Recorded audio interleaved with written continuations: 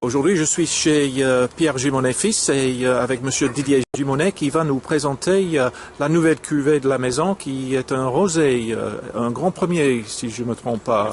Effectivement. Donc le rosé, c'est un peu une révolution ici puisque vous savez que nous avons essentiellement des chardonnays dans la Côte des Blancs. Donc avec du chardonnay, c'est très difficile de produire des rosés.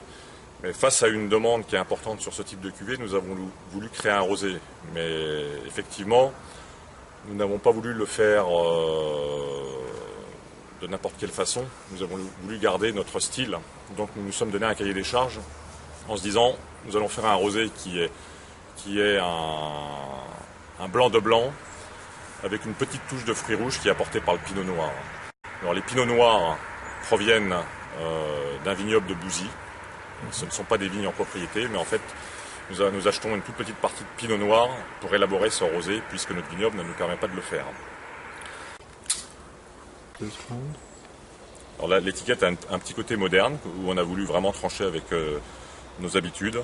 Nous avons désiré avoir une couleur qui est très pâle, puisque nos blancs de blanc sont vraiment or à reflet vert. Là, nous avons voulu faire un rosé qui soit d'une couleur très cristalline et très pâle.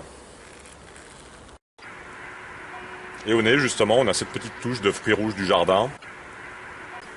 C'est un assemblage qui est fait à majoritairement de nos terroirs de Cramant-Chouilly, avec une petite pointe de Auger et une petite pointe de Cuit. Donc c'est vraiment un assemblage complexe de blanc, sur lequel on a rajouté 12% de pinot noir.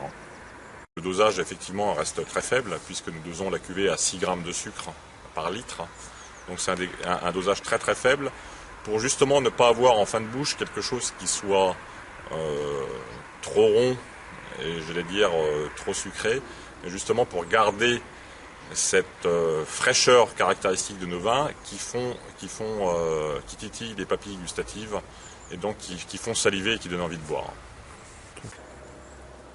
Alors on a voulu rassurer nos consommateurs. Nos consommateurs veulent des vins qui soient en finesse et en élégance.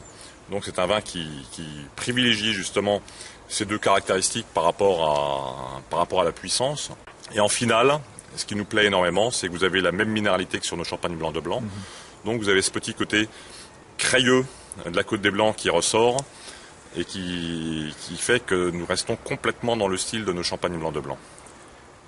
D'où son nom, très, très original, puisque nous l'avons appelé rosé de blanc, pour bien montrer à nos clients que nous respections notre philosophie de travailler les grands blancs de la Côte des Blancs.